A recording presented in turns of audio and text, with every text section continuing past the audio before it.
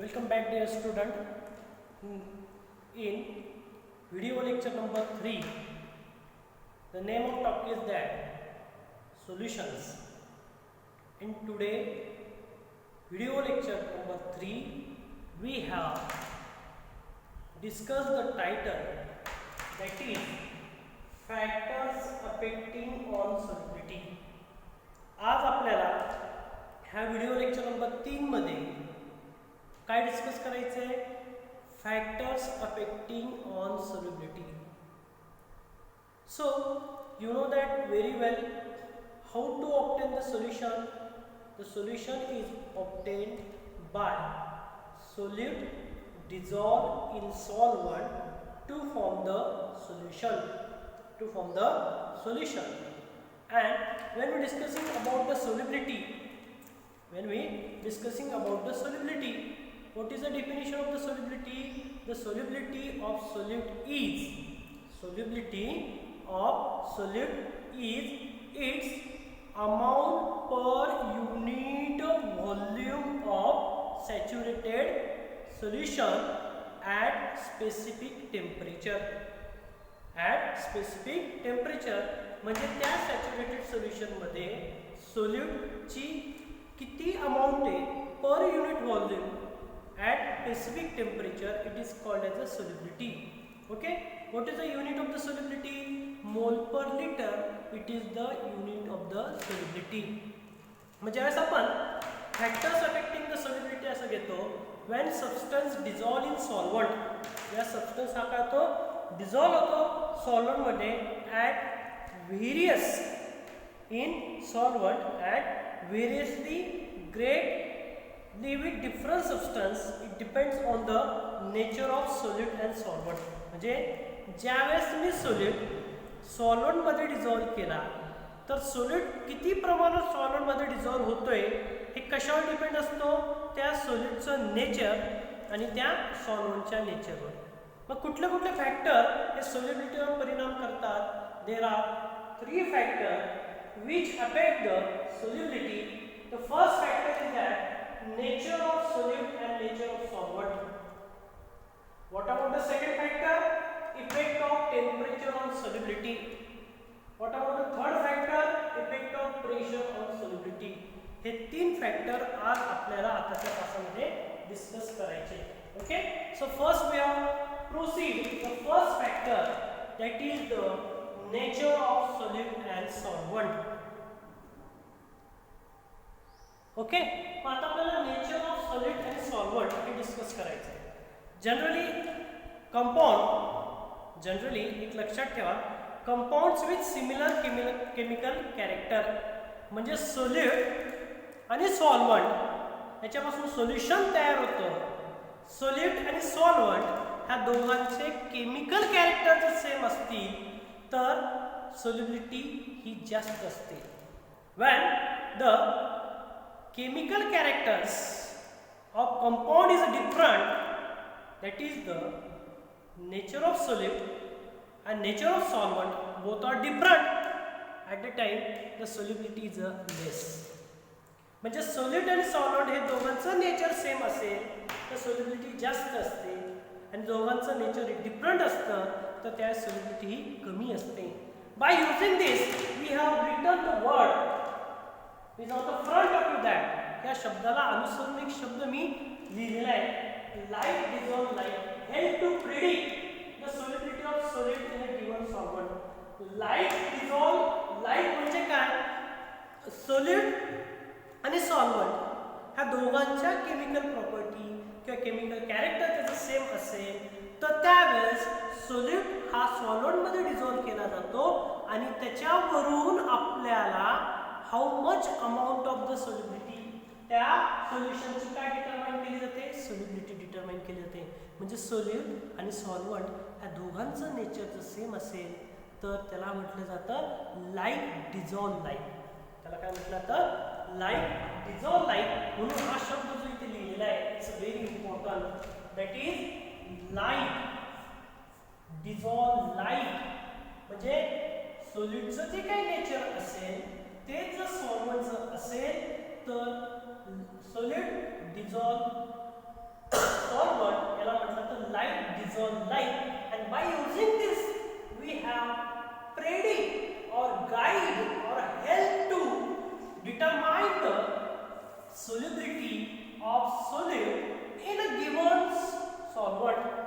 म्हणजे असं असेल तर त्या सॉल्व्हेंट मध्ये किती सोल्यूट डिसॉल्व झालेला आहे, म्हणजे त्या सोल्यूटची आपल्याला काय डिटरमाइन करते, we have determine the solubility of the solute in a given solvent and to form the solution. To form the solution, these are the first point in the nature of solute and nature of solvent.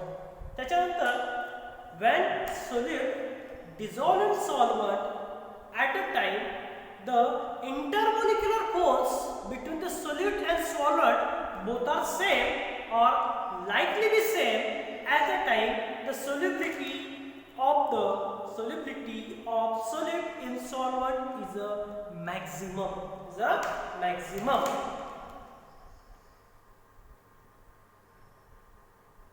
तो काय सांगतो आपल्याला, ज्यावेळेस solute हा solvent मध्ये dissolve केला जात असेल, सोल्यूटचा इंटरमोलिक्युलर फोर्स आणि सॉल्व्हेंटचा इंटरमोलिक्युलर फोर्स हे दोघं जर सेम असतील, त्याच्यामध्ये इंटरमोलिक्युलर फोर्स ऑफ अट्रॅक्शन असेल, both are like, intermolecular force are like at a time the solute dissolve in polar solvent,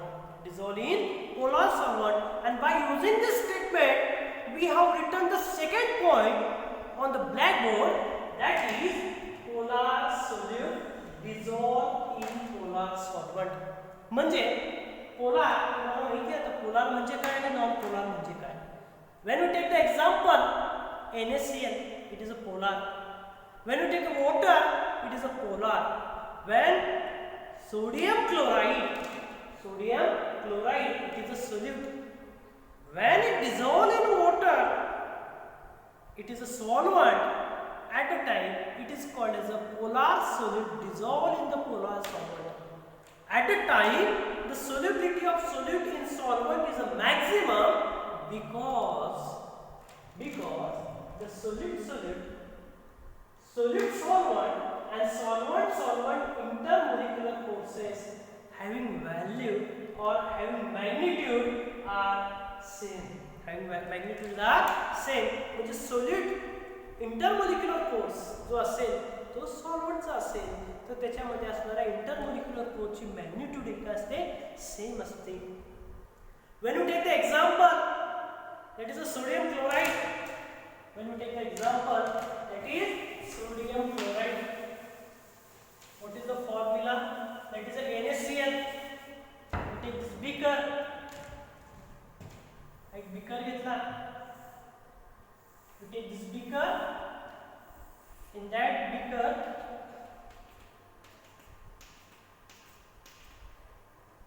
here we add the solute, sodium chloride. This is a solvent. That is a water. And to form the solution, the solvent H2, it is a polar. The solute NaCl, it is a polar. At a time, polar like polar solute dissolve in polar solvent. At a time, the maximum is the solubility. At a time, solubility is a maximum. त्याची solubility कशी असेल? At a time, it is a maximum solubility. Why? Because in NaCl, sodium chloride, when it dissolves in the water molecule, at a time there is a strong ion dipole interaction with water molecule. Strong ion dipole interaction with water molecule. म्हणजे हे कसं होतं, आता याच्यामध्ये solute मी घेतलाय NaCl. Okay, तो कशात dissolve केला, वॉटर मोलिक्यूल. तर त्यावेळेस काय होतं, त्याची डायग्राम ही अशी असते बघा, आपण त्या आकृतीला पण डिस्कस केलेलं आहे. आता याच्यामध्ये हा कटायन घेतला Na, तर याच्या आजूबाजूला कोण असेल, इथे वॉटर मोलिक्यूल असेल. इथे कोण असेल, वॉटर मोलिक्यूल असेल.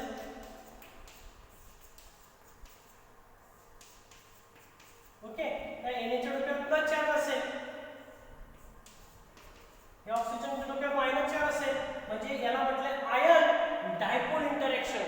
म्हटलं गेलं त्याला आयन डायपोल इंटरॅक्शन. मग हे आयन डायपोल इंटरॅक्शन कोणामध्ये होत असेल? Na+ कॅटायन आणि Cl- अनायन बरोबर होत असेल ती विथ वॉटर मॉलिक्यूल. आणि ही इंटरॅक्शन झाल्यामुळे त्याच्यातली सोल्युबिलिटी ही वाढते. Means that solute dissolve in solvent to form the solution at a time maximum solubility of the solute in solvent. Then hydrogen bonding is also present in water molecule. ह्या water molecule मध्ये hydrogen bonding पण असते. Water molecule, you know that H2O. What is the meaning of hydrogen bonding? Hydrogen has a capacity or ability to form the or to acquire the additional positive charge when it is react with the more electronegative element like the nitrogen, oxygen, chlorine. It is called as a hydrogen bonding. So ज्यावेळेस sodium chloride पाण्यामध्ये dissolve केला त्यावेळेस maximum amount of sodium chloride is dissolved in water because the NaCl is a polar molecule, water is a polar molecule, polar dissolve in polar. At a time we obtain the strong intermolecular force of attraction, that is a strong ion dipole interaction with water molecule and hydrogen bonding between the NaCl. Hence they are strongly dissolved in solvent and to form the solution. Then we take the another example, that is non-polar molecule. आता समजा मी sugar घेतला, दिसलं. Second example मी घेतली ते लक्षात घ्या. We take another example, that is organic compound like the cholesterol.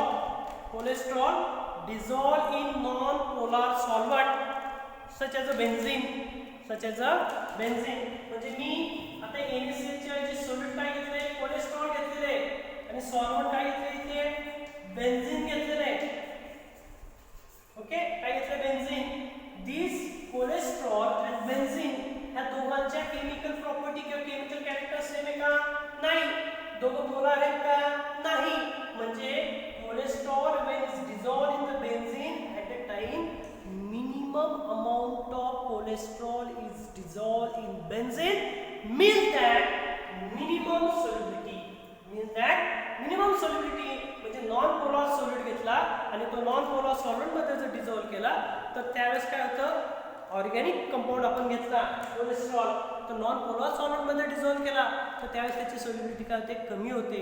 These are the first factor we have discussing in the first today lecture, that is the nature of solute and solvent. याच्यावरून key point काय आला तुमच्या लक्षात, जर solute आणि solvent ह्या दोघांच्या chemical properties same असतील, दोघांचं केमिकल कॅरेक्टर सेम असतील तर मॅक्झिमम अमाऊंट ऑफ सोल्यूट हा सॉल्व्हेंटमध्ये डिझॉल्व होतो.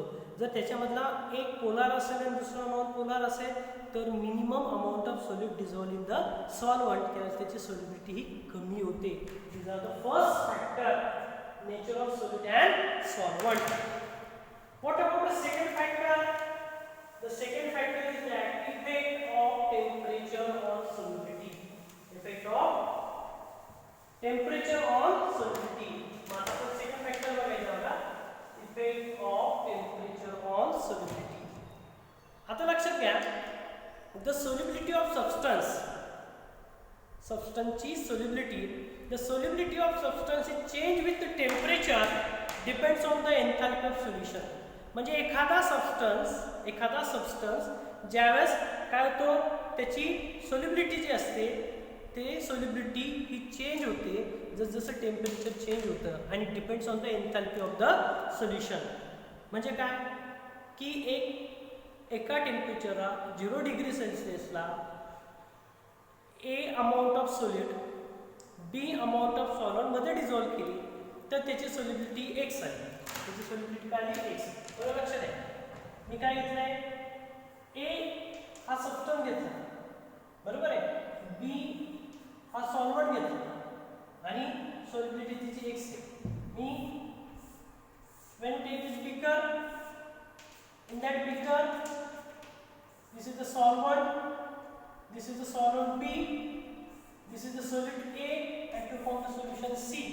मग ह्या सोल्युशन सी मध्ये जो काही सबस्टन्स ए त्याची सोल्युबिलिटी काय असते, depend on the temperature. The solubility of substance is changed with temperature. 0 degree सेल्सिअसला A या सबस्टन्सची C या सोल्युशन मध्ये असणारी solubility समजा x असेल, तर A या सबस्टन्सची C या सोल्युशन मध्ये असणारी solubility at 25 डिग्री सेल्सिअसला ती असेल का? सेम असेल का ती? नाही. ती कशी असेल? डिफरंट असेल. As the temperature is changed, the solubilities get changed. Solubilities get changed. म्हणून तिथे आपण असं म्हणू शकतो, the solubility of the substance is changed with the temperature. It depends on the enthalpy of solution. Enthalpy of the solution. आता मी एक उदाहरण तुमच्या समोर कॅरी आउट करतोय. एक लिहितोय. When potassium chloride KCl is dissolved in water. Potassium chloride dissolved in water to form the solution. Potassium chloride water मध्ये dissolve केलं, सोल्युशन तयार झाला. त्या सोल्युशन तयार होत असताना ही जी काही प्रोसेस असेल, it is the endothermic process. When potassium chloride is dissolve in water at a time heat get absorb. Heat उष्णता काय केली? शोषून घेतली गेली. उष्णता शोषून घेतली गेली. ओके. मग व्हेन टेम्परेचर इज इन्क्रीज, आता मी काय म्हणतोय बघा, लक्ष द्या, समजून घ्या. सेकंड फॅक्टर मी समजून सांगतो, लक्षात घ्या. What is the second factor? Second factor मध्ये मी काय केलं? टेक दिस बीकर. या बीकर मध्ये मी काय घेतलं? KCl, पोटॅशियम क्लोराइड, वॉटर मध्ये डिझॉल्व केलं. त्याच्यापासून काय तयार झालं? सोल्युशन झालं. सोल्युशन तयार झालं. पण हे सोल्युशन तयार होत असताना उष्णता काय केली? हीट काय केली? शोषून घेतली गेली, ॲब्सॉर्ब केली गेली. म्हणजे हीट शोषली जाते. म्हणजे ती कुठली प्रोसेस झाली? It is a endothermic process. It is a endothermic process. मग आता मी काय करतोय? Increase the temperature. त्या सिस्टमचं मी काय केलं? टेम्परेचर इन्क्रीज केलं. व्हेन टेम्परेचर इज इन्क्रीज, मग सिस्टमचं टेम्परेचर इन्क्रीज करण्यासाठी मला काय करावं लागेल? उष्णता तिथे ऍड करावं लागेल. When temperature is increases by adding the heat to the system. Adding the heat to the system. Okay. मग according to Le Chatelier principle, according to Le Chatelier principle बघा, आता काय करतो मी? तिथे काय केलं? टेम्परेचर वाढवलं. टेम्परेचर वाढवलं. कशाच्या स्वरूपात वाढवलं? हीट दिली सिस्टीमला. सिस्टीमला हीट दिल्यानंतर काय आले? Solubility of substance is increases. Solubility of substances get increases according to Lee-Chatter's principle.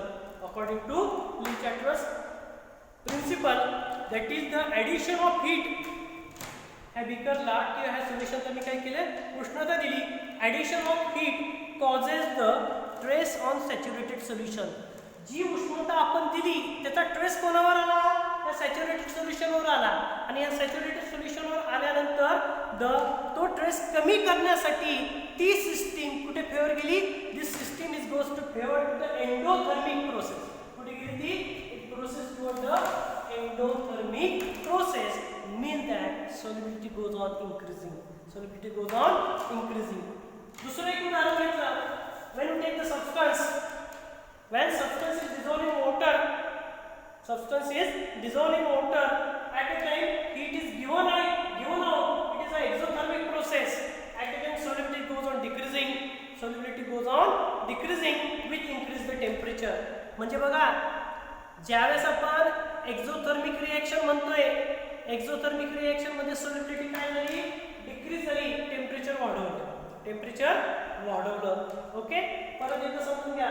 Substance when you dissolve in water to form the solution, in this process the heat is released. That is a endothermic or exothermic. It is a exothermic process. The solubility goes on decreasing as the temperature is increasing. But remember that the exothermic and endothermic process, it is not criteria to determine the solubility of the substance. म्हणजे exothermic आणि endothermic जे असेल, ही काही proper way नाही आहे त्या सोल्युशनची solubility determine करण्याची. कसं काय? CaCl2, calcium dichloride, it dissolved in water, it is an exothermic reaction. But CaCl2 is dissolved in the ammonium nitrate, it is an endothermic reaction. So that to determine the solubility of substance in solution at a time, exothermic and endothermic, it is not a proper way to determine the solubility of the substance in solution. One thing is, remember that the solubility goes on increasing as the temperature is decreases. Vice versa, the solubility goes on decreasing as the temperature is increasing, or temperature is decreases, solubility is increases. मग आता solubility आपल्याला determine करायची आहे, त्याच्यासाठी graph तुमच्या समोर मी draw केलेला आहे, लक्ष द्या. आता हा जो ग्राफ आहे, हा ग्राफ, त्या ग्राफकडे लक्ष द्या.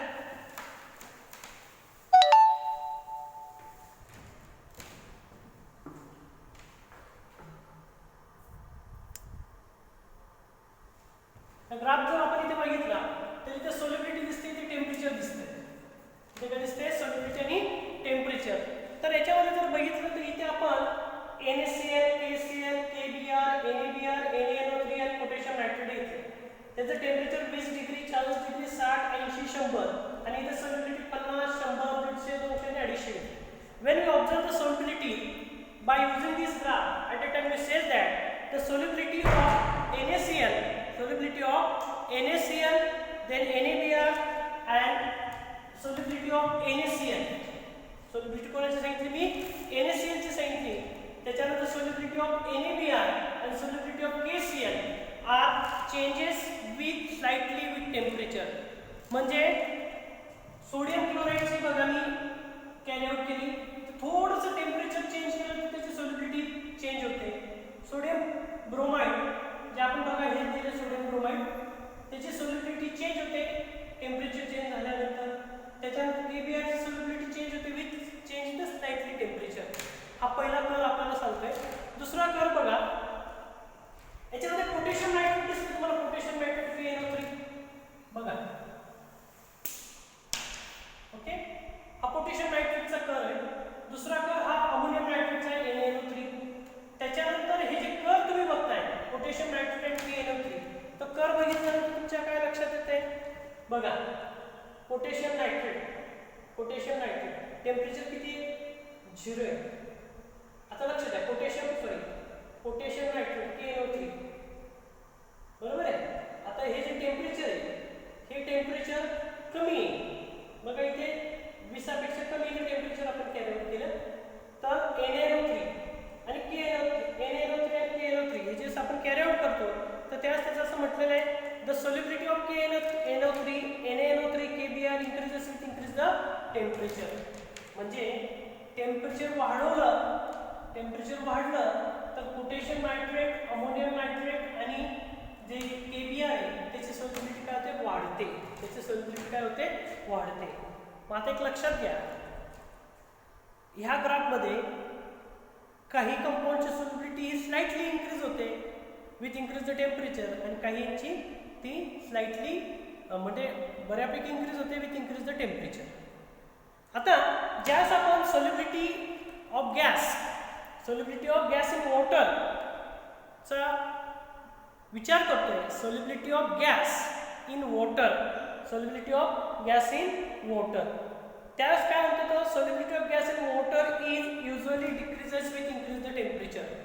म्हणजे गॅसेस मॉलिक्यूलची solubility ही कमी होते जर त्यांचं टेम्परेचर वाढलेलं असेल तर.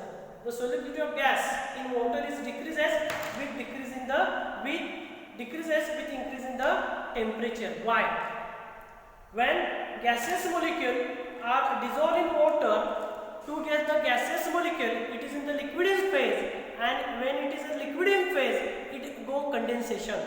गॅसेस मॉलिक्यूलचं रूपांतर लिक्विड मॉलिक्यूलमध्ये होतं, लिक्विड मॉलिक्यूलचं कंडेन्सेशन होतं, आणि कंडेन्सेशन झाल्यामुळे ती एक्झोथर्मिक प्रोसेस दाखवते, आणि एक्झोथर्मिक प्रोसेस दाखवल्यामुळे काय होतं? solubility of gas in water must be decreases as temperature increases. Okay, हे लक्षात आलं तुम्हाला? म्हणजे गॅसेस मॉलिक्यूलची solubility ही कमी होते टेम्परेचर वाढवलं तर. गॅसेस मॉलिक्यूलची solubility काय होते? कमी होते जर टेम्परेचर वाढवलं तर. इथे जे आपण जे काय घेतलं ते आयोनिक सॉलिड घेतले. काय घेतलं? त्याची आयोनिक सॉलिड. तर आयोनिक सॉलिडमध्ये solubility काय होते? इन्क्रीज होते विथ इन्क्रीज द टेम्परेचर. आणि ज्यास आपण गॅसेस मॉलिक्यूल घेतलं तर गॅसेस मॉलिक्यूलची solubility ही कमी होते टेम्परेचर वाढवलं. आणि शेवटचा एक फॅक्टर राहिला effect of pressure. Last point आपल्याला घ्यायचा आहे. आता इफेक्ट ऑफ प्रेशर मध्ये जर आपण जनरली बघितलं तर सॉलिड लिक्विड जनरली काय सांगतंय the pressure has no effect on solubility of solid and liquid म्हणजे सॉलिड आणि लिक्विडच्या सॉल्युबिलिटीवर प्रेशरचा कुठलाही परिणाम होत नाही परंतु गॅसेस मॉलिक्युल